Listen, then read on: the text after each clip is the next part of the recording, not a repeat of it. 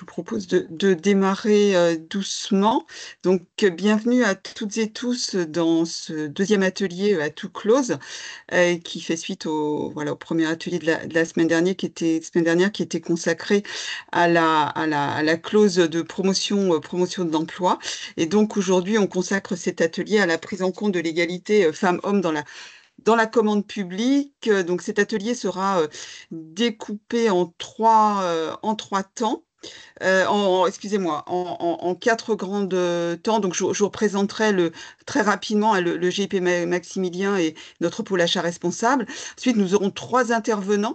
Donc, Pauline Orent, qui est chargée de développement clause sociale d'insertion à Valenciennes Métropole et qui nous présentera le plan d'action égalité femmes-hommes mis en place. Alors, je l'ai mis au pluriel hein, parce qu'il y a, voilà, il y a un plan d'action qui s'est terminé, il y a un nouveau plan d'action qui va être lancé. Ensuite, nous aurons la ville de Suresnes qui présentera voilà, son engagement en faveur donc, de la prise en compte de l'égalité femmes-hommes dans la commande publique, donc présentation par Jennifer Artas, qui est responsable de l'unité emploi. L'idée étant vraiment, au travers de cet atelier, de vous donner voilà, des exemples de bonnes pratiques de collectivités, des exemples inspirants, parce que effectivement, on voit que c'est sur voilà, le long terme que les choses peuvent bouger et la mise en place d'une organisation. Et puis, nous aurons également là, un témoignage du facilitateur parisien Clément, qui est EPEC, donc en l'occurrence Clément Coquery, qui est responsable de projet pour les marchés de l'État et les Jeux olympiques et paralympiques, et qui nous présentera le critère de performance sociale qui est voilà, expérimenté depuis un petit moment au sein de l'EPEC, qui est basé ce critère de performance sociale sur la prise en compte de l'égalité femmes-hommes. Donc, voilà, comme d'habitude, n'hésitez pas à poser vos questions dans le chat. Et puis, voilà, on aura un petit temps d'échange, je pense, voilà, pour que ce soit plus simple à la fin de l'intervention de chaque intervenant. Alors, juste rapidement, donc le GIP Maximilien, donc bon, je pense que vous étiez un certain nombre déjà inscrits au précédent atelier, donc je vais aller assez rapidement. Donc, nous sommes le service public mutualisé de l'administration électronique. Donc, plus simplement, donc nous accompagnons les acheteurs publics franciliens dans la dématérialisation de leur procédure achat. Donc, on est la plateforme publique de publication des marchés au niveau d'Île-de-France. Donc, au-delà de la plateforme, donc c'est de rendre également les marchés publics plus accessibles aux entreprises. Hein. Ça, c'est vraiment un sujet qui revient. Alors d'un côté, on a voilà l'acheteur public, qui lui va trouver que les entreprises ne sont pas suffisamment au fait de la réponse à la commande publique. Donc nous, effectivement, c'est aussi d'œuvrer à rendre ces marchés publics plus accessibles aux entreprises, notamment aux TPE, PME. Et puis le dernier axe, c'est de promouvoir les achats responsables. Donc voilà, on accompagne les acheteurs hein, dans la transformation numérique de Global et on leur propose au-delà de la publication de la plateforme tout un bouquet d'outils et de services qui tiennent compte de leurs spécificités en termes de commandes publiques.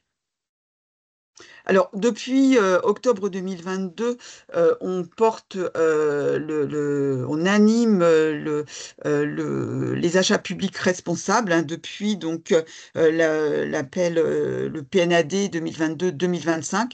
Donc, au niveau francilien, c'est le GIP qui anime le réseau francilien de l'achat responsable. Donc, on est une équipe de 3 personnes.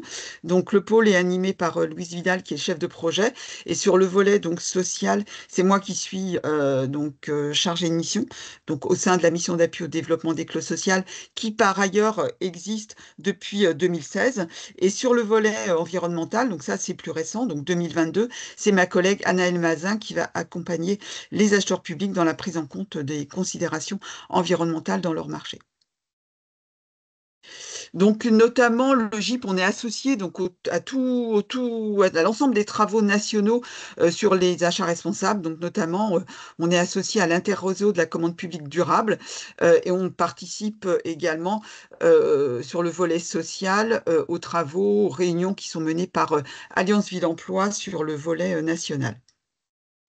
Donc, dans le cadre de cette animation du réseau francilien de l'achat responsable, voilà, on propose un certain nombre de ressources sur notre site internet et sur notre page YouTube. Donc, vous retrouvez les rediffusions de tous nos ateliers et de nos réunions de groupes de travail.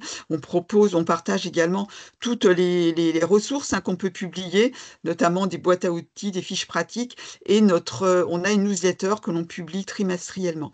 On a également un espace dédié sur la plateforme Rapide hein, qui va bientôt être modifié hein, puisque après-demain, il y a un webinaire organisé par le CGDD sur la plateforme qui va prendre suite à la plateforme Rapide. Alors, au niveau de nos missions, alors on a deux missions. Donc, la mission d'appui au développement des clauses sociales, donc créée, comme je le disais, en 2016. Donc, on a des actions, donc notamment, alors notre grande mission, c'est d'animer hein, l'écosystème francilien de la clause sociale. Et donc, on a en parallèle maintenant le guichet vert qui est un service gratuit, alors qui va au-delà de nos adhérents, un service gratuit de conseil de premier niveau sur la prise en compte des considérations environnementales à tout acheteur public. Et on veut déployer une offre plus ciblée aux achats responsables sur le format d'une demi-journée, donc qui serait en visio ou dans nos locaux. Donc là, ce serait une prestation avec une contrepartie financière. Et n'hésitez pas donc à nous demander un devis. Hein. Vous vous adressez à l'adresse ci-dessous, achat responsable, si vous êtes intéressé. Donc il y a un premier atelier qui est prévu le 25 novembre prochain, donc dans un petit peu plus d'une semaine. Voilà ce que je pouvais vous dire sur notre pôle. Et donc, voilà, pour faire le lien avec notre atelier d'aujourd'hui. Donc, on collabore avec le Centre Hubertine Auclair, hein, qui est le centre de ressources sur l'égalité, voilà, sur l'égalité femmes-hommes, donc qui est on partage les mêmes locaux. Donc, on travaille avec le Centre Hubertine Auclair depuis un petit moment. Et ça s'est concrétisé en 2022-2023, puisqu'on a réalisé des ateliers on a réalisé trois ateliers avec une restitution qui a eu lieu au mois de septembre 2023. Donc les ateliers ont été co-animés par une consultante spécialisée dans l'achat responsable qui est Pauline Dehany et qui a donné lieu, suite à la restitution, à 5 fiches pratiques que je vous communiquerai à l'issue de notre atelier de ce jour. Donc, c'était vraiment voilà, très intéressant parce que là, ça a donné lieu vraiment à des ressources. Et on fait cet atelier également aujourd'hui parce que voilà, on veut voilà, continuer à travailler sur ce sujet parce qu'il y a beaucoup de choses à faire hein, sur la prise en compte voilà, de l'égalité femmes-hommes dans la commande publique et les acheteurs sont très demandeurs. Donc il y a bien évidemment maintenant avec les spazeurs cet axe qui peut être pris en compte. Mais voilà, on souhaite vraiment que la dynamique qui a été lancée en 2022-2023 entre le GIP et le Centre Hubertine Auclair perdure. Donc je vais laisser la parole dans un premier temps à Pauline qui va nous présenter voilà, ce qui est fait au niveau de Valenciennes Métropole. Oui, voilà. Bonjour à toutes et à tous. Donc, pour me présenter, je suis Pauline Aurent, facilitatrice des clauses sociales d'insertion à Valenciennes Métropole. J'occupe ce poste depuis novembre 2019, donc depuis 5 ans maintenant. Et j'étais seule sur le poste jusqu'à septembre 2022. Donc maintenant, nous sommes en binôme. Alors, l'égalité est arrivée à Valenciennes Métropole en 2019. Hein. Le sujet est venu sur la table en 2019 quand l'AGLO a décidé de signer la Charte européenne pour l'égalité. Donc, cette charte a été signée en septembre 2019 et ce n'était pas juste un bout de papier, vu que derrière, il y a quand même eu des engagements, et notamment donc, la création d'un poste de chargé de mission égalité qui est porté par Marion Sevrin. Et la première action qui a été mise en place, c'est donc de former massivement le personnel. Donc, tout le long de l'année 2020, on a toutes et tous été formés sur le sujet de l'égalité.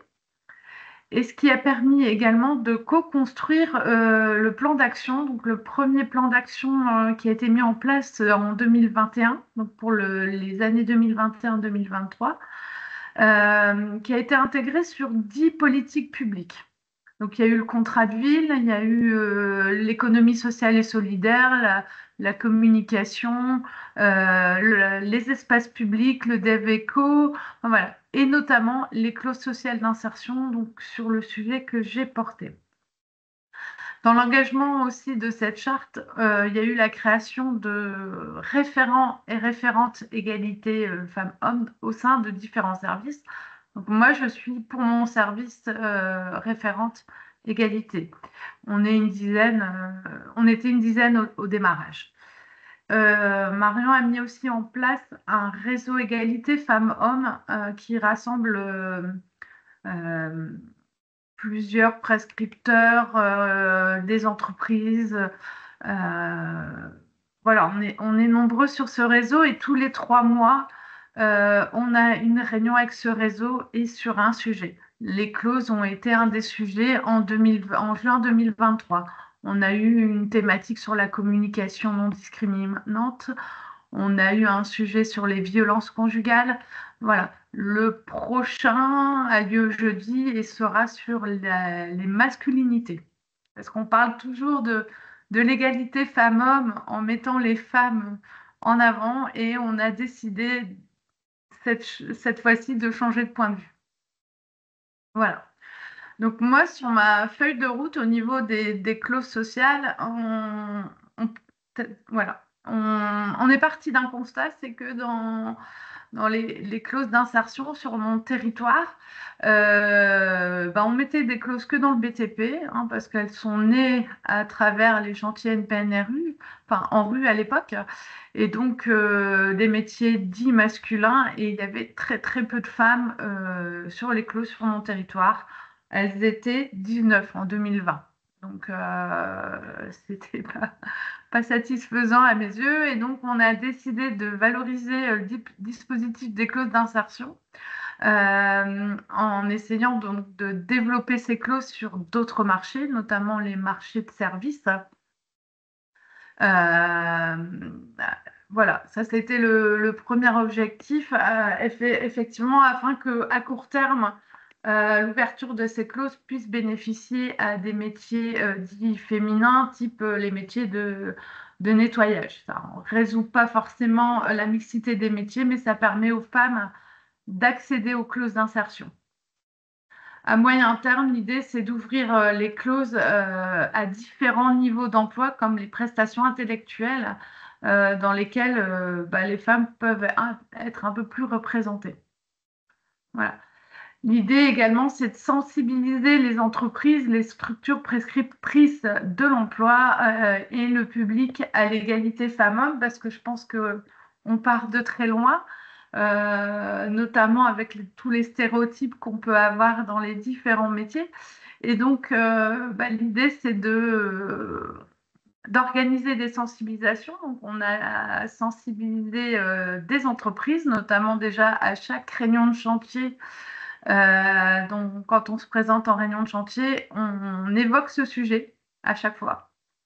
On revient toujours sur les freins des entreprises de BTP qui nous disent qu'elles n'ont pas de vestiaire mixte, qu'il y a très peu de candidatures, voire pas du tout. Donc, nous, on essaye aussi de promouvoir toutes les candidatures féminines qui sortent de centres de formation de notre territoire.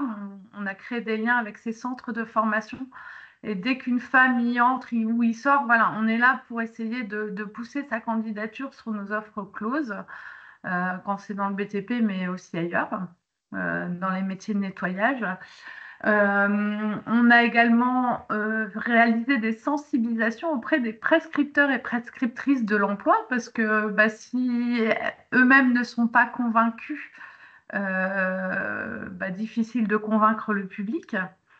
On a donc voilà, on a invité les collègues de France Travail, nos collègues du département du Nord, des missions locales, des centres sociaux, des CCAS à participer à ces sensibilisations pour voilà, leur ouvrir le champ des possibles à leur public. J'ai été moi-même avant référente RSA.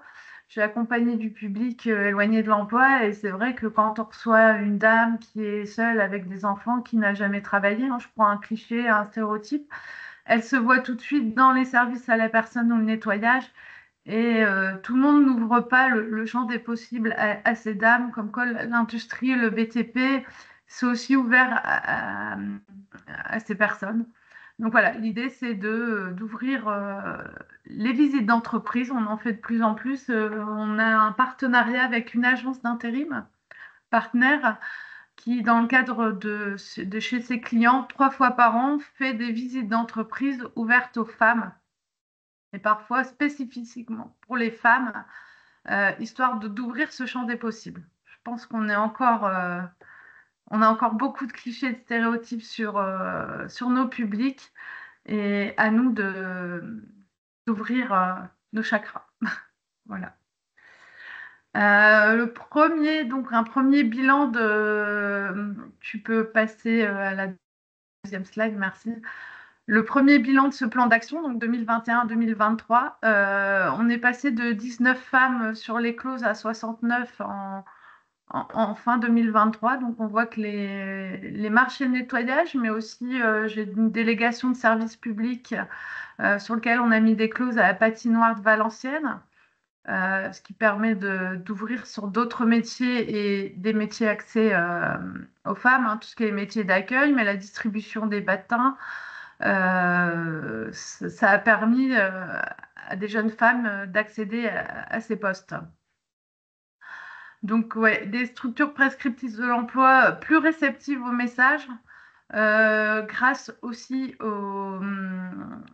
à mes collègues, hein, qui ont créé un, un guide de la communication non discriminante qu'on publie et qu'on a transmis aussi aux entreprises. On a un réseau d'entreprises engagées sur lesquelles on amène le sujet de l'égalité femmes-hommes au sein des entreprises. Donc voilà, un premier bilan qui est honorable, mais, mais pas satisfaisant non plus parce qu'on en rencontre encore pas mal de difficultés et des stéréotypes au niveau des entreprises, quoi. Donc, on a souhaité aller plus loin sur le deuxième plan d'action. On garde les premiers axes, hein, de valoriser toujours le dispositif des clauses, de développer les marchés de services. Tout ça, on veut le pérenniser. Mais on a décidé également d'accompagner une cohorte de public féminin avant, pendant et après les clauses pour montrer à nos élus que c'est pas si simple. On dit toujours que pour un homme, la recherche d'emploi, c'est une course à 100 mètres, et pour une femme, c'est plutôt une course de haie avec des obstacles. Et donc, ça, on souhaite le mettre en avant parce que je pense que tout le monde ne s'en rend pas compte. On a la difficulté entre la sortie de formation et le premier poste, notamment dans les métiers du BTP, est bien plus long pour une femme que pour un homme. Et on a encore pas mal de réticences de certains chefs d'entreprise. Donc voilà. Comme je vous le disais tout à l'heure, on a aussi beaucoup travaillé sur la place des femmes dans les métiers dits masculins. On souhaite aussi travailler sur la place des hommes dans les métiers dits féminins. On travaille sur ces masculinités, notamment les hommes souhaitent aussi être présents dans dans les métiers des services à la personne, par exemple. Et c'est une réelle difficulté pour eux. Je ne sais pas si vous rencontrez les mêmes difficultés sur vos territoires, mais les services à la personne, très stéréotypés féminins, et on rencontre aussi de gros freins pour ces hommes qui veulent rentrer sur ces métiers. Donc, c'est un nouveau volet de notre nouveau plan d'action 2024-2026. Après, on garde aussi, on souhaite toujours garantir l'égalité dans les clauses sociales auprès des partenaires. Donc, on continue ces sensibilisations, on va dire même plus ces incitations. Aujourd'hui, on passe à la vitesse supérieure. Donc, on continue ces sensibilisations auprès des prescripteurs, auprès des entreprises, pour diffuser ce message. Et on communique aussi sur notre politique égalité. On réalise des podcasts. Quand on a réalisé un podcast sur une plaquiste qui rentrait sur les clauses, sur une jeune plombière qui a souhaité s'orienter sur un métier dit masculin. On a financé aussi dans le cadre d'un appel à projet égalité une structure de l'IAE, ESPAR, qui va diffuser, là, ça va bientôt arriver sur les réseaux, des témoignages de femmes qui arrivent sur des métiers dits masculins, comme sur les copâturages, sur le bâtiment, sur les espaces verts. Voilà. On essaye de diffuser et de communiquer sur toutes ces actions. Merci, Voilà Pauline. Voilà pour tout ce que j'avais à vous présenter. Et bien sûr, je peux vous envoyer nos outils de communication. En fait, on a des petites cartes postales. Vous avez vu les images à côté. Ces petites cartes postales qui derrière reprennent nos engagements. C'est des choses enfin, le plan d'action, voilà, tout le plan d'action, on peut vous l'envoyer par mail si vous le souhaitez. Merci beaucoup. Je ne sais pas si vous avez des questions, des réactions par rapport à la présentation de Pauline. Je vois, il y a quelqu'un qui demande qui a formé les agents. Alors oui, c'est une bonne question, on a été appuyé, soutenu par le cabinet EGAE, notamment Lisa Plantel, qui nous a accompagnés sur toute la mise en place de ce plan d'action, de toutes nos feuilles de route, et qui a formé tout le personnel, qui vient régulièrement sur les animations du rencontre Égalité Valenciennois. Voilà, elle travaille énormément avec Marion Sevrin, pour mettre en place ces 10 politiques publiques, donc sur la feuille de route 2021-2023, mais on est passé à 15 sujets sur le plan d'action 2024-2026. Certains sujets n'étaient pas évoqués, notamment la santé, les luttes contre les violences, l'éducation, la transition écologique sont des sujets qui sont arrivés sur la nouvelle feuille de route 2024-2026. Et encore une fois, on a un référent égalité pour toutes ces thématiques. En plus de Marion Sevrin qui fait vivre le projet. Et ça demande vraiment une organisation dédiée, en fait, hein, pour... Ouais. Complètement. On travaille sur aujourd'hui 15 politiques publiques. Donc, Marion, elle est au contact de tous les agents et agentes de l'agglo pour faire vivre ce plan et aussi à travers tous les partenaires du territoire. Il faut savoir aussi que l'agglo on a 35 communes sur notre territoire. Et il y a aussi cette publicité et cette charte à faire signer au fur et à mesure auprès des communes. Et donc, quand les communes s'engagent, c'est pareil, elles signent une charte et après, il faut mettre un plan d'action. Marion les accompagne aussi, donc aussi en interne de chaque commune, quoi. Volontaire. Alors, il y a quelqu'un qui serait intéressé par le plan d'action, la communication du plan d'action, et si vous avez inséré des clauses spécifiques liées à l'égalité femmes-hommes dans certains marchés également. Alors, pas encore. Ça, c'est l'étape suivante. Pour l'instant, on développe. Comme je disais, en 2019, j'étais toute seule sur le territoire. J'avais 100 000 heures d'insertion à gérer, donc on ne peut pas tout faire malheureusement. même si on a envie d'en faire beaucoup plus. Donc là, l'idée, c'était une première étape, c'était de développer les clauses dans les marchés de services, donc de conditions d'exécution. La première idée, c'était d'être bon en interne avant de faire la leçon aux autres maîtrises d'œuvre, donc maîtrises d'ouvrage. Donc, on a d'abord intégré ces clauses dans les marchés de l'agglo. Et ensuite, ben, était démarcher les communes volontaires euh, et et les autres donneurs d'ordre. Mais voilà, c'est d'abord des conditions d'exécution. Maintenant, on aimerait aller plus loin, aussi aller sur les marchés de fourniture. Enfin voilà, il y a aussi une chose à la fois. Il ne faut pas aller trop vite, pas se brûler les ailes, parce que ça demande beaucoup de temps. Euh, Et je pense qu'on alors, verra plutôt ça sur le troisième intervenant. Si oui, c'est oui, pas... oui, là, on va être Ouais. dans du concret, effectivement. Alors, il y a je prends une autre question. Avez-vous réussi à faire installer des vestiaires pour des salariés féminines sur les chantiers de BTP? Alors, ça, c'est un sujet qu'on a à partir de 2024, bah, du nouveau plan d'action. On l'insère sur certains gros marchés où il y a une obligation pour les marchés de travaux de plus de 4 mois qu'il y ait une base vie mixte. Ça, c'est écrit dans nos pièces marché. Donc, c'est Valentin Lambourg, notre directeur de la commande publique et qui est également référent égalité femmes-hommes sur son sujet qui est passé à ce sujet-là.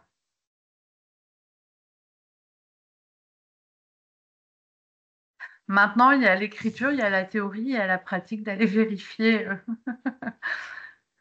Ça, on ne l'a pas encore fait, mais effectivement, il faudrait qu'on aille vérifier sur les nouveaux chantiers si c'est bien réalisé. Et est-ce que vous avez mis en place un spazer, hein? On aimerait. Je veux dire, on est, le service commande public est en sous-effectif, donc un sujet aussi à la fois. Ouais. Je pense qu'en 2025, il en parlait déjà, il en parle depuis 2 ans, mais il faut vraiment qu'on s'y penche.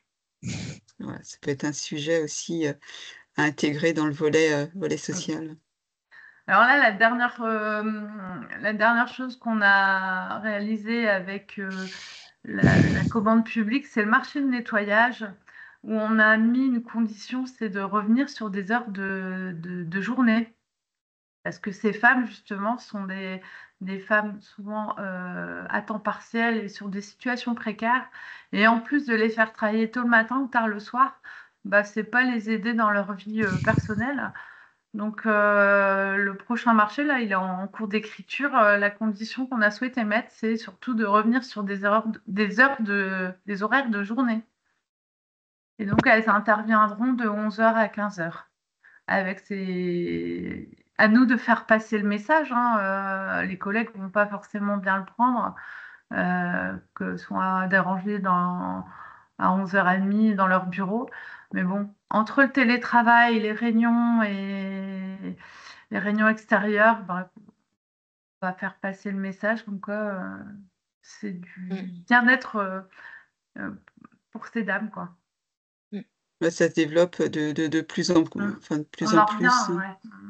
notamment au niveau de l'État voilà, qui a diffusé voilà, une circulaire à ce sujet. Donc, c'est vrai que ça peut être également un levier, parce que c'est des horaires de 6 heures à 8 heures du matin, c'est vrai que c'est peut-être un peu compliqué.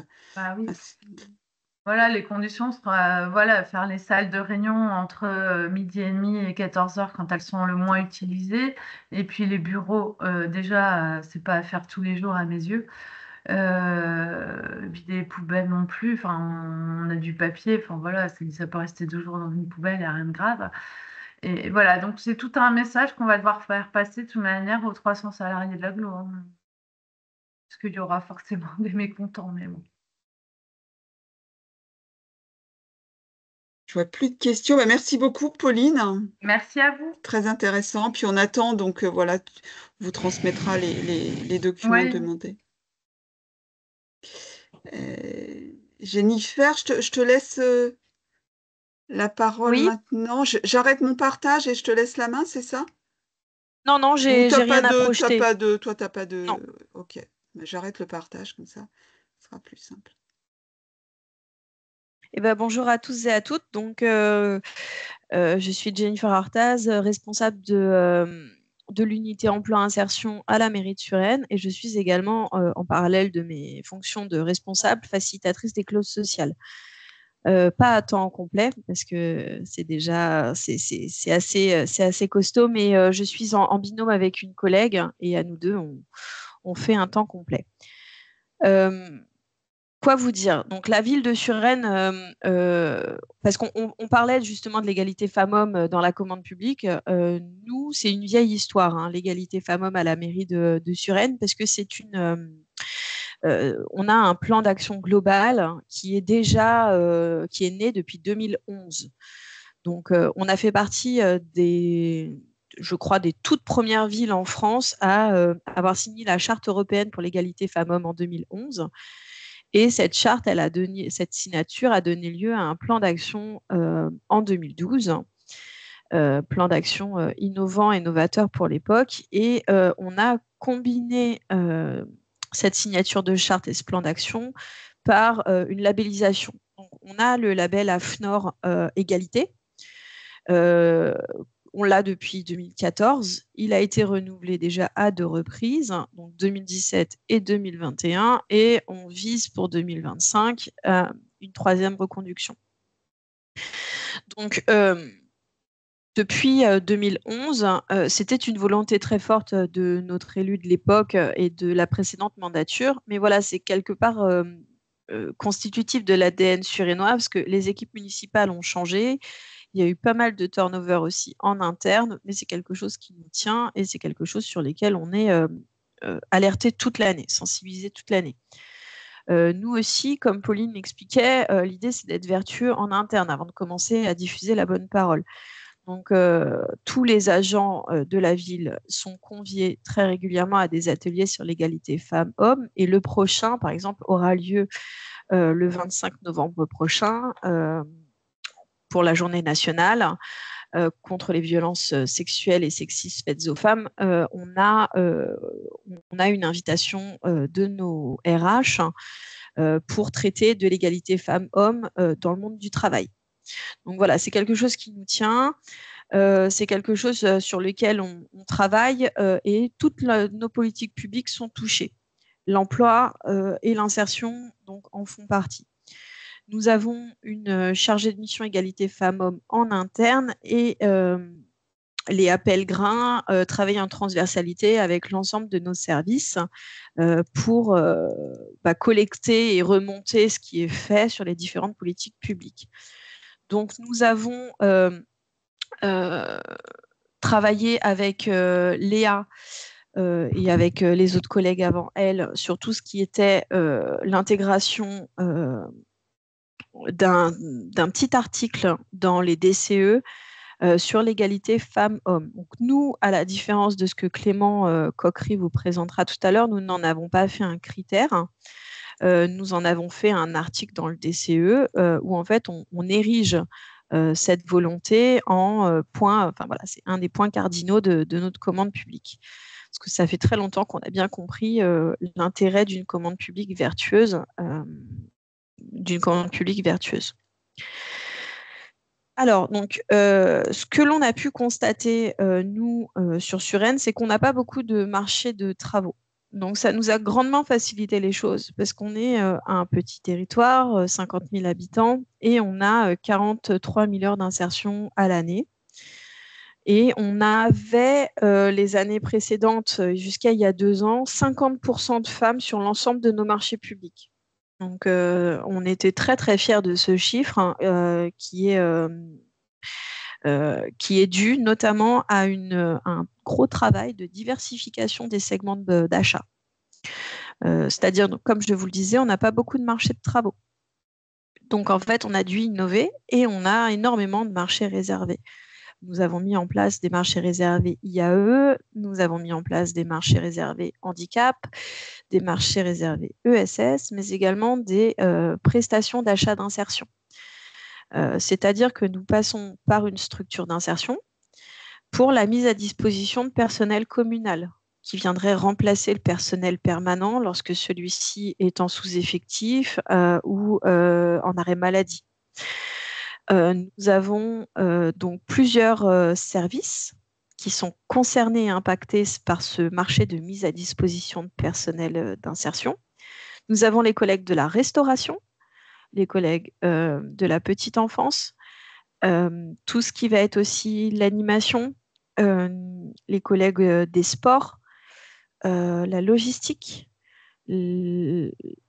j'en oublie sûrement, mais voilà, pour vous dire que grâce en fait à ces collègues qui sont des très très gros demandeurs, parce que voilà, malheureusement, on a beaucoup de personnes qui peuvent être arrêtées dans ces secteurs-là où des baisses d'effectifs sont sous-staffés, donc ils ont vraiment besoin très ponctuellement sur des petits de coups de main, donc ils font appel à du personnel en insertion. Ce sont des métiers très féminins, donc on a beaucoup de femmes grâce à ce marché de prestations d'insertion, d'achat de prestations d'insertion. Via nos marchés réservés, nous avons aussi beaucoup de femmes parce que nous avons des marchés réservés sur tout ce qui va être l'entretien de parcs et jardins. Donc, on travaille avec des SIAE assez connus en Île-de-France, tels que Espace. Voilà, donc on a réussi aussi à féminiser notre public positionné sur les clauses sociales grâce à ces marchés réservés. Comme l'expliquait Pauline précédemment, il y a un gros travail en fait de sensibilisation des prescripteurs à faire. Prescripteurs, mais également donneurs d'ordre et puis entreprises attributaires. Nous faisons toujours le point avant la mise en route des marchés avec les différentes parties prenantes pour réexpliquer quelles sont nos valeurs cardinales et réexpliquer en quoi nous étions attentifs à l'égalité femmes-hommes sur l'ensemble de nos marchés publics. Nous avons également une grosse réflexion autour de l'élaboration d'un SPASER. Donc, nous sommes une petite collectivité avec un faible niveau de commande publique par rapport à certaines intercommunalités ou départements ou régions. Malgré l'abaissement du taux, du seuil pour l'élaboration des SPASER, nous, c'est vraiment une volonté politique. D'élaborer ce SPASER. Donc là, avec les collègues de l'équipe juridique et de l'équipe commande publique, on est en train de réaliser la trame de notre SPASER. Et on a un volet égalité femmes-hommes dans la commande publique. C'est-à-dire qu'en fait, on va être objectivé de manière vraiment très pragmatique sur comment nos entreprises attributaires s'engagent pour ce principe d'égalité et comment nous, donneurs d'ordre, on va privilégier ces entreprises qui s'engagent et qui donnent des garanties. On n'a rien inventé concernant ce SPASER et ses différents objectifs.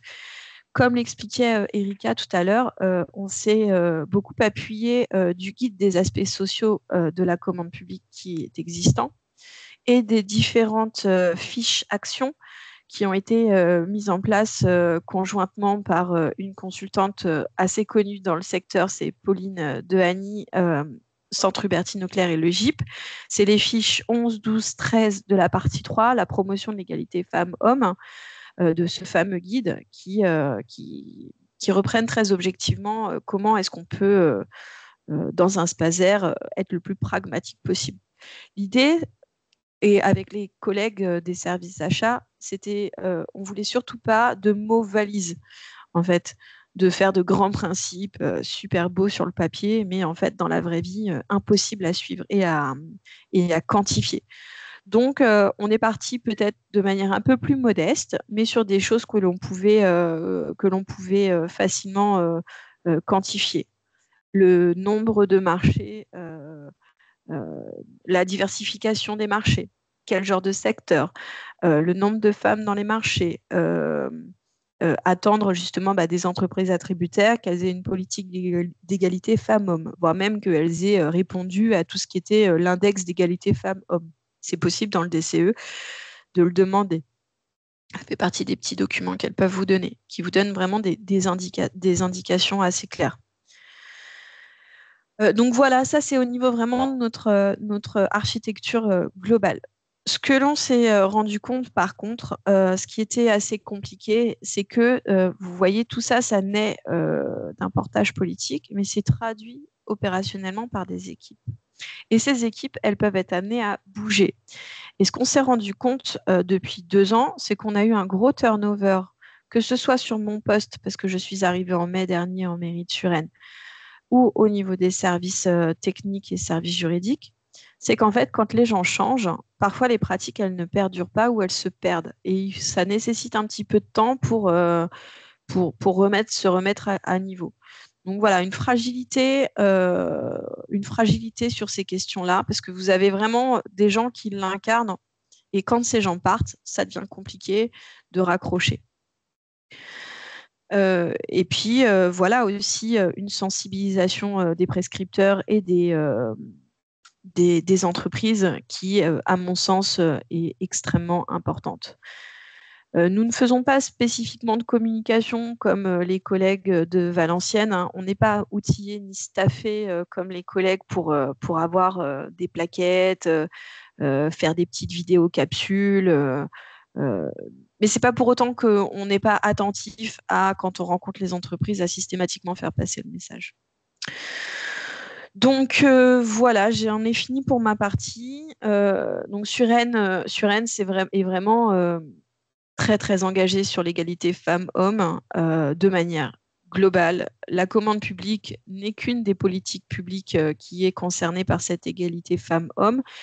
Si vous voulez chercher des informations concernant ce que fait la mairie de Suresnes, franchement, tout est accessible sur Google. Vous avez juste à taper Suresnes égalité femmes-hommes et vous aurez pas mal d'informations.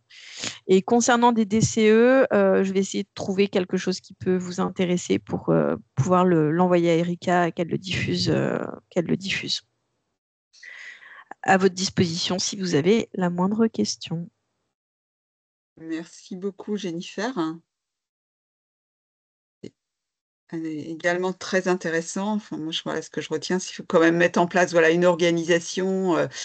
Voilà, si on veut voir une évolution nette dans la prise en compte de ce sujet dans la commande publique. Et comme vous le dites toutes les deux, voilà, vous l'appliquez déjà à vous-même avant voilà, de le demander en externe, au niveau d'exigence en externe. Ça, c'est également important parce que si si vous-même vos services sont convaincus que voilà, ça fonctionne, c'est plus facile voilà, de le demander ensuite en externe, à mon avis.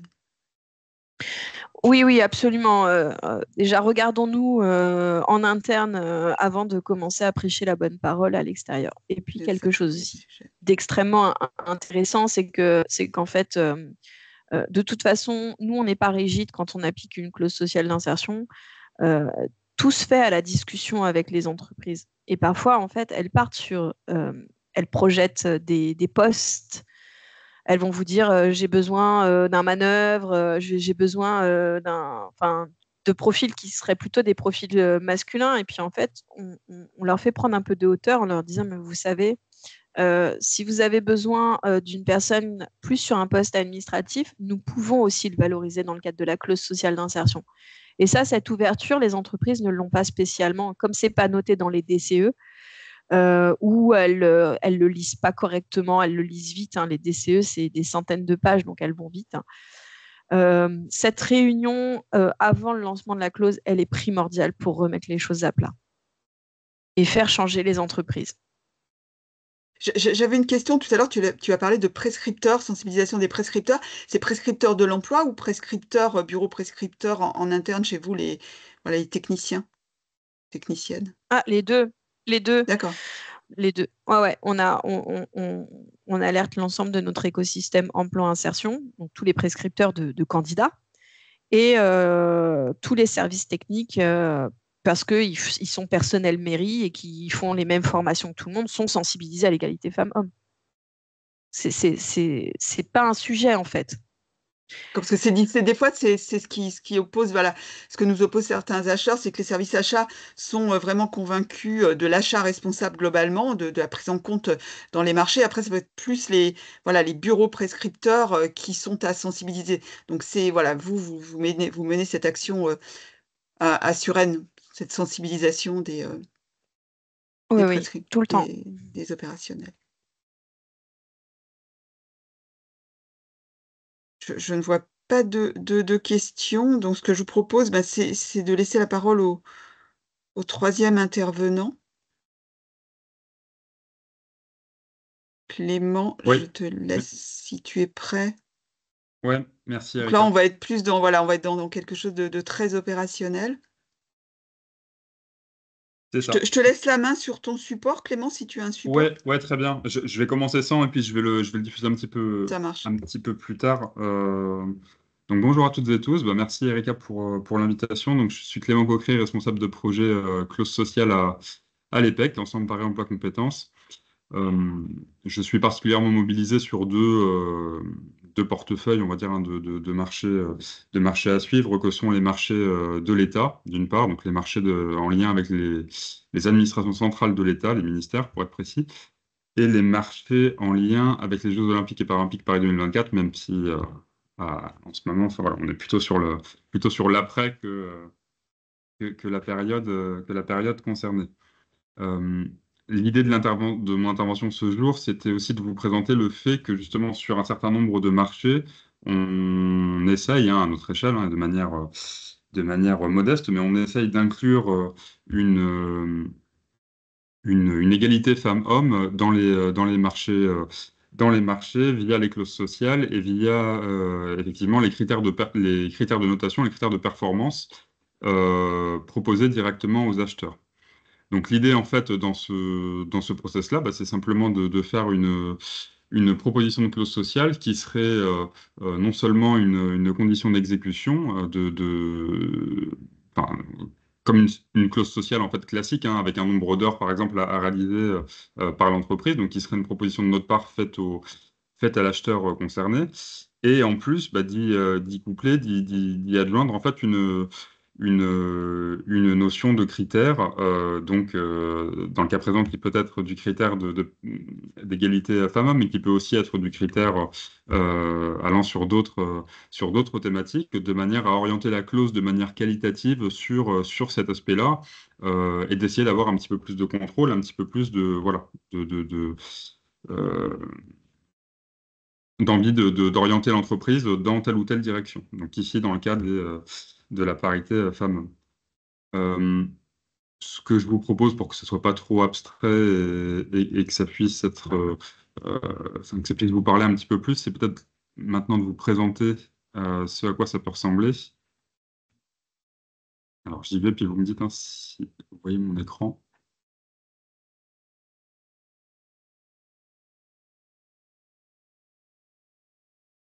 Est-ce que de votre côté, Ouais, ça arrive? ouais, c'est bon, on voit bien. Ok. Donc, j'ai pris un exemple, hein, pour que vous puissiez en avoir un aperçu. Donc, ici, on est sur une proposition de rédaction de la clause de notre part vers la direction des achats de l'État sur un marché. Donc, ici, c'était un marché de matériel électrique, chauffage, plomberie, sanitaire. Euh, sur ce marché, en fait, donc là, c'est notre proposition, on va dire, plutôt type, où on propose en fait des paragraphes clauses sociales dans chacun des documents du DCE à l'acheteur. Donc, on voit ici dans l'avis d'appel public à concurrence ou dans le règlement de consultation.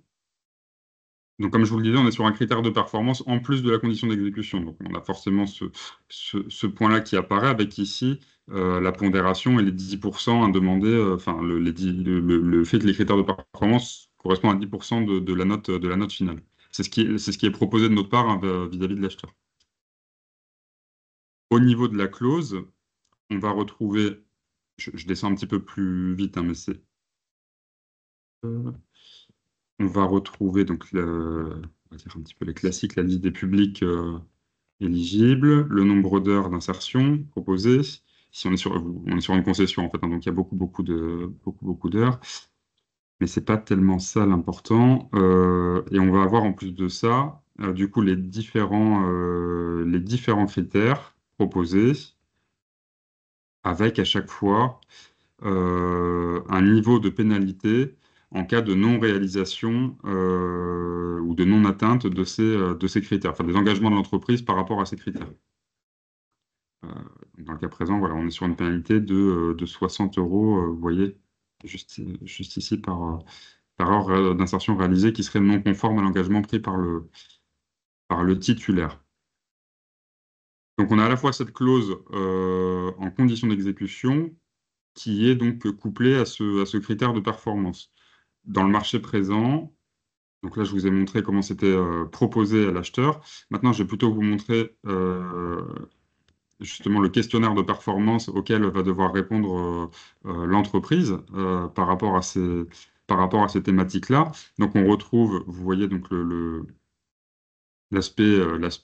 les 10% hein, de notation de ces critères de performance. Et voilà, dans ce questionnaire de performance proposé à l'acheteur, bah, on va challenger l'entreprise à la fois sur le taux de féminisation du personnel et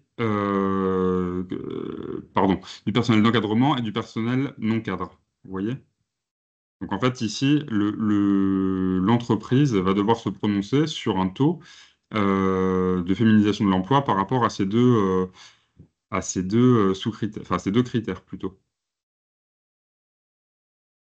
Et nous, on va aller même plus loin que ça vis-à-vis de l'acheteur. On va lui proposer en fait, une fois qu'elle aura reçu les réponses d'entreprise, on va proposer à l'acheteur en fait de noter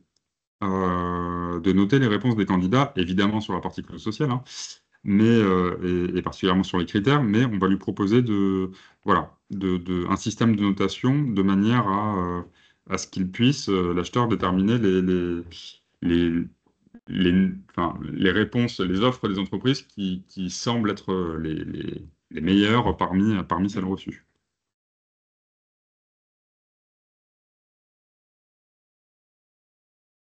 Donc voilà comment on travaille sur l'égalité femmes-hommes au niveau de la clause sociale et dans les marchés. Au niveau de l'EPEC. Enfin, c'est un exemple hein, de ce que l'on peut faire. Et par exemple, cet engagement sous cette forme, voilà, conditions d'exécution plus critères de performance, avec certains acheteurs de l'État, comme la direction des achats de l'État, en fait, c'est un critère qui revient systématiquement. C'est-à-dire que dans l'ensemble des marchés où on propose un calibrage à la direction des achats de l'État, on inclut forcément, enfin, sauf avis contraire, bien sûr, hein, de la direction des achats de l'État, mais on va dire que la règle classique, la règle de base, c'est quel que soit le marché, on propose à minima une condition d'exécution plus un critère de performance qui irait sur l'égalité femmes-hommes.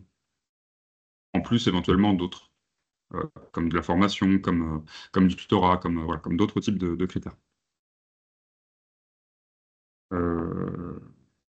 Voilà, je ne sais pas s'il y a des questions. En fait, je ne vous vois plus comme je présente. Oui, non, il y a des questions, effectivement, Clément, merci beaucoup. Ouais, j'arrête peut-être alors la présentation et puis je vais prendre le... Je vous écoute.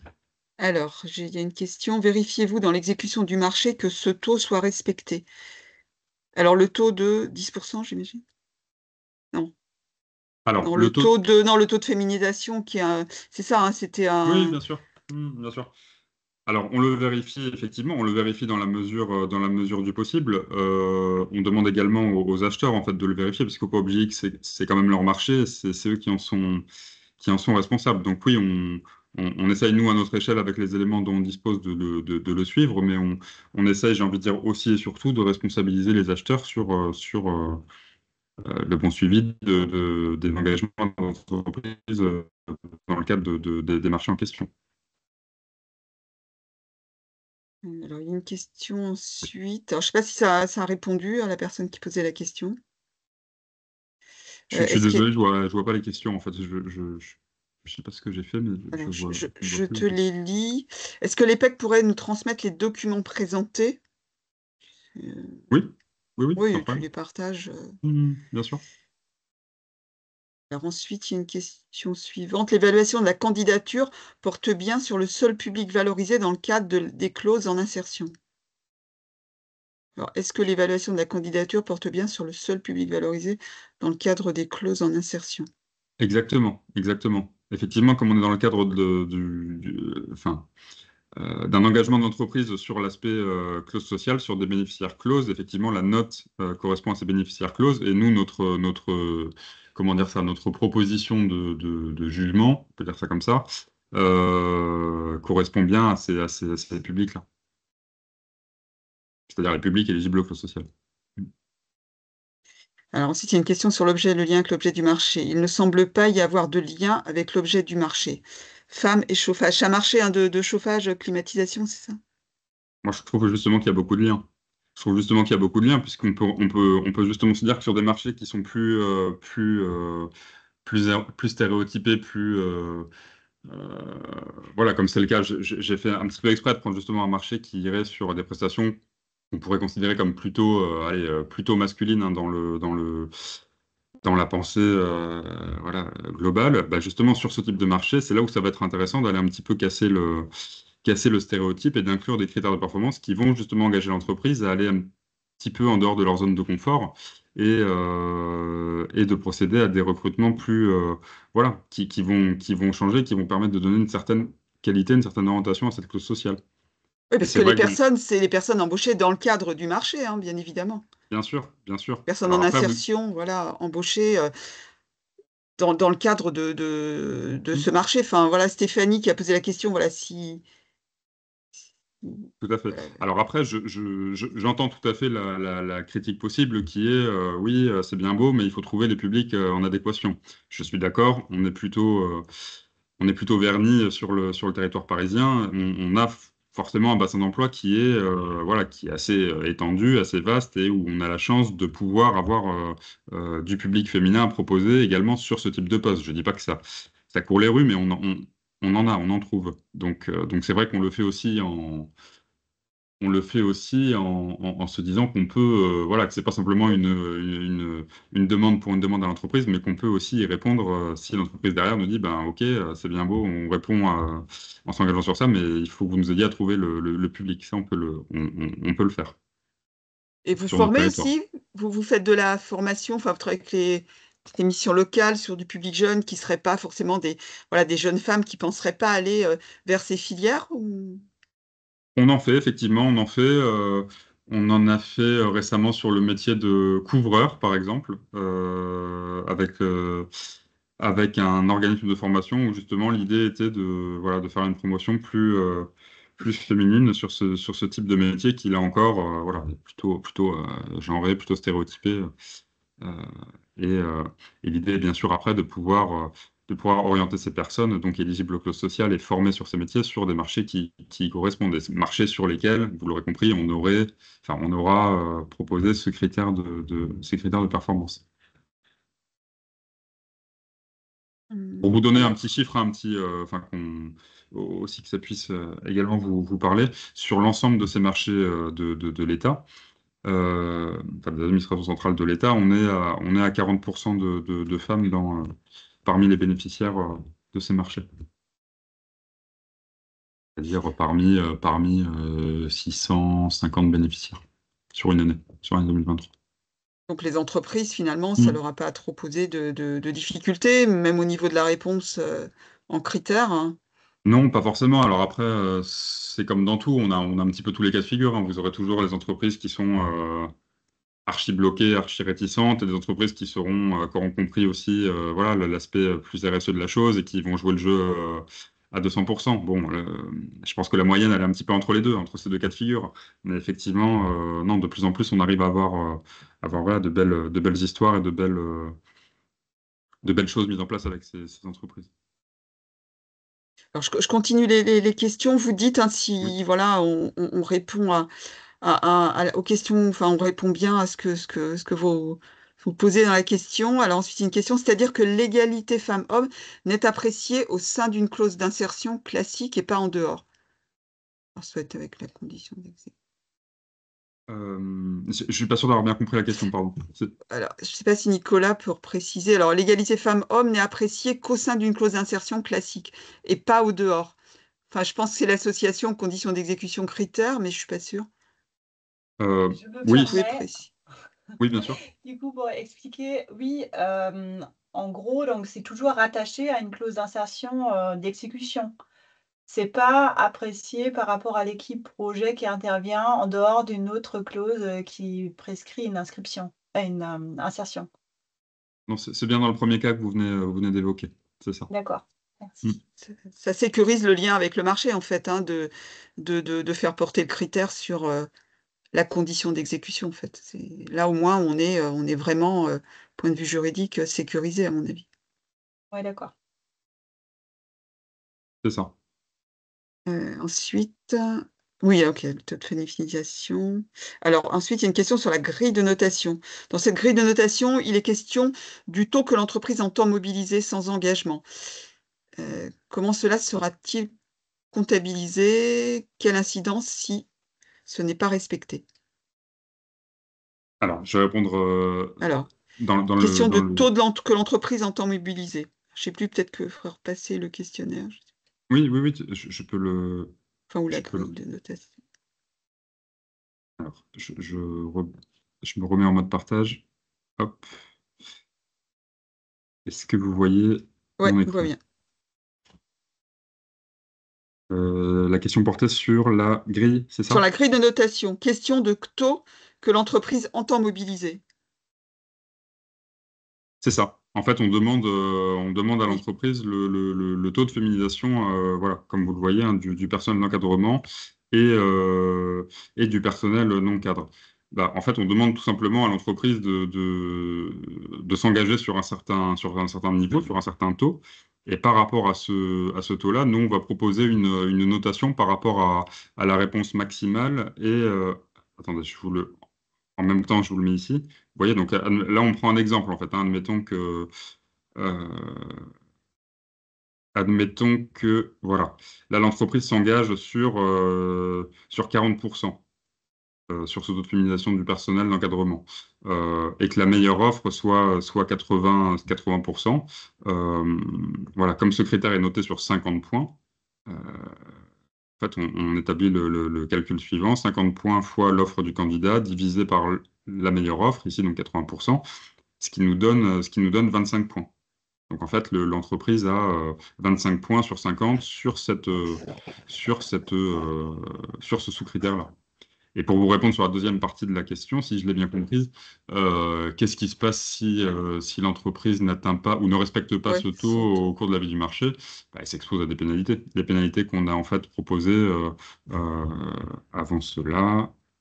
Oui, il y a deux niveaux, Hop, hein, de pénalité, hein, que vous appliquez. il y a deux niveaux de pénalité. En fait, il y a un premier niveau de pénalité en cas de non-respect en fait par l'entreprise du nombre d'heures d'insertion à réaliser. Donc, vous voyez ici, c'est une pénalité de 60 euros par heure. En fait, le Là, 60 c'est sur la euros, condition d'exécution, hein, Clément, les 60 euros. Hein, c'est ça, c'est sur la partie les 60 000 heures ou 30 000 heures qui sont demandées à l'entreprise. Là, il y a des alors, pénalités. alors sur ça, et également sur le non-respect des critères, C'est ça. comme tu peux le voir Voilà. peut-être Ok. juste ci-dessous. Vous voyez, en fait, là, sur cette partie-là, Voilà. Oui, oui, il y a à tout la à fois sur fait. les... Voilà, effectivement. Et après, en dehors de ça, on propose une autre pénalité, mais bon, qui n'a pas forcément à voir avec ça, mais qui est en cas de non-transmission Transmission des documents en lien, enfin, qui permettent le contrôle de la clause sociale ou ou des différents critères. Donc ici, qui est à hauteur de 75 euros par critère. Le 60 euros, en fait, ici, il correspond à deux fois le coût horaire, pour que vous compreniez. Si l'entreprise ne réalise pas sa clause sociale, on la pénalise à hauteur de deux fois le coût que ça lui aurait, voilà, que ça aurait été pour elle de réaliser cette heure d'insertion. Alors que dans la non-transmission des éléments, on est à 75 euros par jour de retard. D'accord, je vous remercie. C'était la question que j'avais posée. En fait, l'interrogation que j'avais concernant la grille de notation, c'est comme il était question de, il est indiqué que c'est ce que l'entreprise entend mobiliser. Je me demandais si c'était une obligation, enfin si c'était en fait simplement ce qu'elle souhaite, ce qu'elle aimerait, ce qu'elle souhaiterait, une supputation, ou si c'était quelque chose qui l'engageait. Voilà. Non, c'est quelque chose qui l'engage, en fait, hein. On est sur un document voilà, qui compte pour son offre. Ouais, Euh, d'accord. voilà, En fait, dans la c'est ce qu'elle réponse auprès de. mobilise. C'est ce qu'elle mobilisera. C'est ce qu'elle s'engage à mobiliser. Voilà. Ok. Et où, si elle ne le fait pas, effectivement, elle s'engage à être pénalisée sur cet aspect-là, puisqu'elle aurait été choisie plutôt qu'une autre sur quelque chose qu'elle ne respecte pas. Ok. Elle Donc ne c'est pas respecterait pas. simplement une vue de l'esprit, Non, non, c'est non. En fait, vraiment quelque chose d'engageant, quoi. c'est aussi engageant que la clause sociale l'est, en fait. Ok, merci. Enfin, que la condition d'exécution l'est, pardon, Mm, sur mm. sur cette clause sociale. Et ce qui est intéressant, c'est que voilà, on n'impose pas à l'entreprise, c'est elle qui propose, en fait, donc ça permet aussi voilà, de sécuriser, en fait, hein, vous lui imposez pas, Bien tel sûr. pourcentage de femmes, voilà, ou tel nom, enfin, une volumétrie de femmes à embaucher dans Non, le c'est cadre ça. du marché. C'est elle qui propose et Tout à fait, c'est tout à déjà fait. une autre approche. Et qu'est-ce C'est que vous avez exactement comme ça. mode de contrôle sur ça? Comment vous contrôlez cela Euh, en fait, on peut le contrôler à travers dans l'exécution? les documents qu'on récupère voilà, tous les mois ou tous les 3 mois, qui sont en lien avec les documents d'exécution de la clause sociale. Donc, c'est-à-dire que l'entreprise, très concrètement, va nous envoyer tous les 3 mois voilà, des grilles de documents qu'on aura travaillé au préalable à la fois pour qu'elle puisse nous remonter enfin, l'attestation d'heures, hein, l'attestation de réalisation des heures de clause et l'attestation voilà, des engagements pris sur les différents critères. Donc ça va nous permettre de suivre en fait si l'entreprise est dans les clous ou pas du tout. Là, c'était la même question que quels sont les justificatifs que l'attributeur doit fournir pour vérifier cet élément, notamment, par exemple, que le personnel d'encadrement est bien féminin. Alors, je pourrais vous les transmettre à la suite de cette réunion. Je les ai pas sous la main, mais effectivement, autant que vous avez des attestations d'heures pour remonter des heures de clause de manière plus classique, on a des attestations aussi spécifiques sur les remontées des informations en lien avec ces critères. Donc, on contrôle autant qu'on contrôlerait voilà, la bonne réalisation des heures. Mais après, encore une fois, je veux dire, cette mission de contrôle des critères, euh, comment dire ça? On la propose effectivement, mais on engage aussi. Là, on est vraiment dans une réponse de l'entreprise vis-à-vis du marché, vis-à-vis de l'acheteur. Donc, on engage aussi l'acheteur à avoir ce contrôle hein, sur le respect des critères. Je veux dire, nous, on le contrôle effectivement à notre échelle par rapport aux documents dont on dispose, et puis voilà, aussi pour s'assurer derrière de la bonne saisie sur clause, par exemple, enfin, sur cet aspect-là, mais effectivement, il y a ce double contrôle qui est réalisé par nous, mais aussi par la maîtrise d'ouvrage. Après, il y a une autre, il y a une question, mais plus globale. Comment argumenter, soutenir et rattacher à l'objet du marché l'égalité femmes-hommes plus générale dans le cadre d'un marché en dehors des clauses d'exécution liées à l'insertion? Donc ça, on vous invite, parce que c'est... vas-y, Clément, parce que je ne sais pas si... Non, je ne suis pas sûr de bien comprendre Là, la question, mais pour moi, on ne peut pas. Enfin, si on parle bien de critères où on irait sur cette thématique de l'égalité femmes-hommes, il faut que il faut que ça aille de pair avec une condition d'exécution.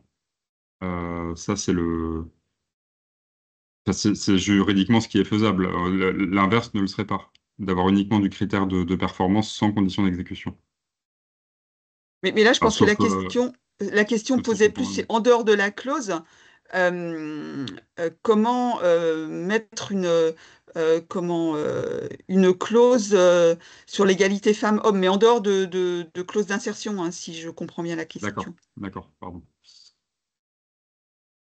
Alors ça, je vous invite, ce sujet est abordé dans les 5 fiches que je vous enverrai et qu'on a, voilà, qui ont été l'aboutissement du travail qu'on a fait avec le Centre Hubertine Auclair et, et- et la juriste, hein, effectivement, qui aborde la condition d'exécution en dehors donc d'une clause sociale. Effectivement, c'est également envisageable. Alors Laura, qui est notre juriste au sein du GIP, je ne sais pas si tu veux apporter un complément à cette question, mais en tout cas, nous, dans les fiches qui sont à la disposition, il y a une fiche qui est consacrée à cette thématique. Non, c'est bon, je te remercie, Erika. Non, Erika, j'ai pas pour le compris. coup, tu as très bien expliqué la chose. Oui, c'est une fiche, effectivement, alors, en cas de remarque du contrôle de légalité, que le critère ne soit pas lié à l'objet du marché. Alors là, je comprends bien. En cas, si vous pouvez préciser.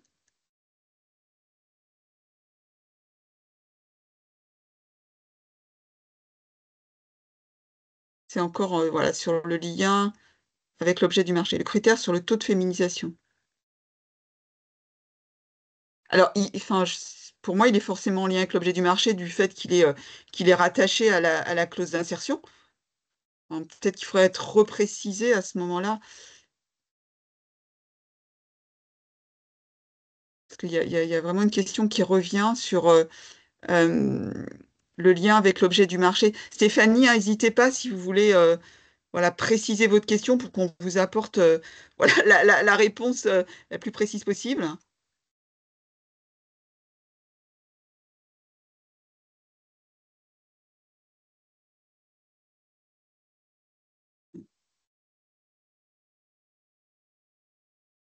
Ah, les mails des intervenants, c'est ça que vous souhaiteriez avoir, si vous avez d'autres questions.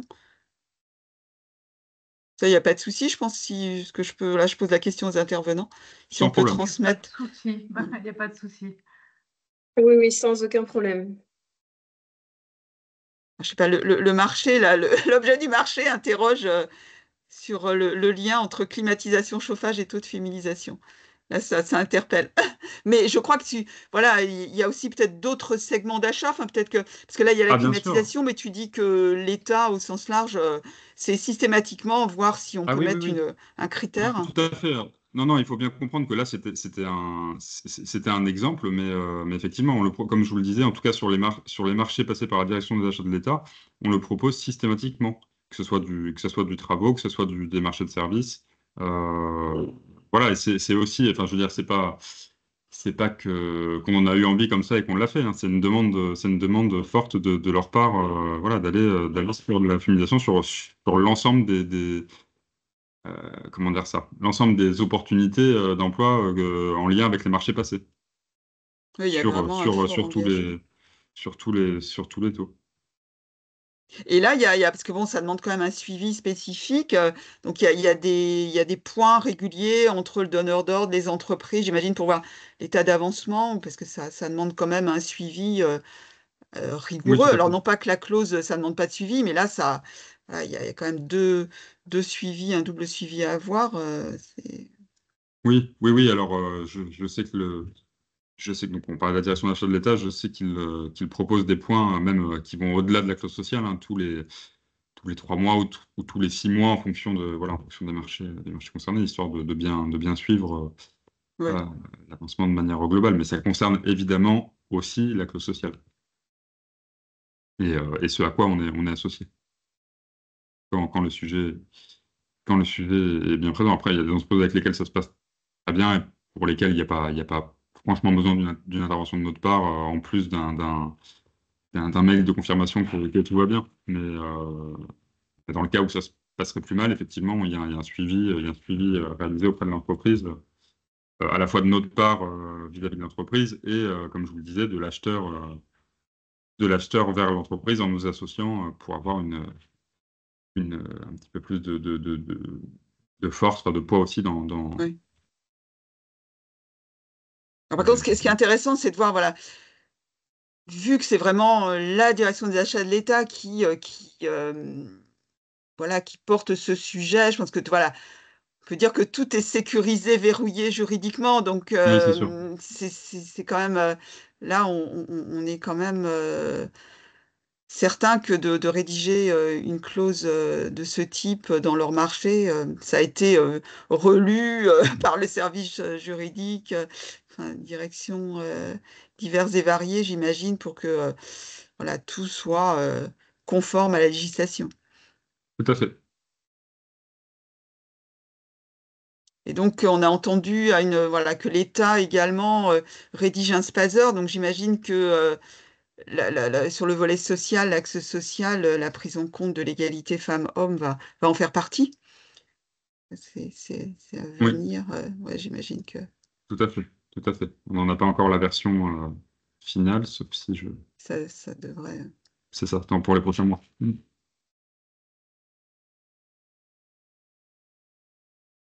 Je ne sais pas si je vois pas d'autres questions.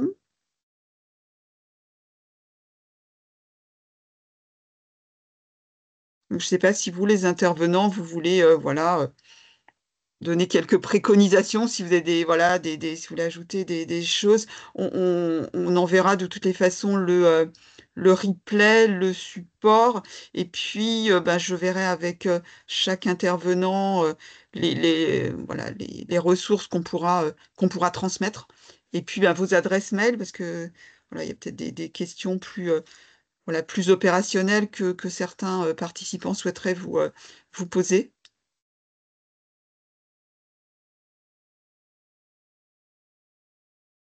S'il n'y a plus de questions, je vous propose, c'est que on arrête l'atelier pour aujourd'hui.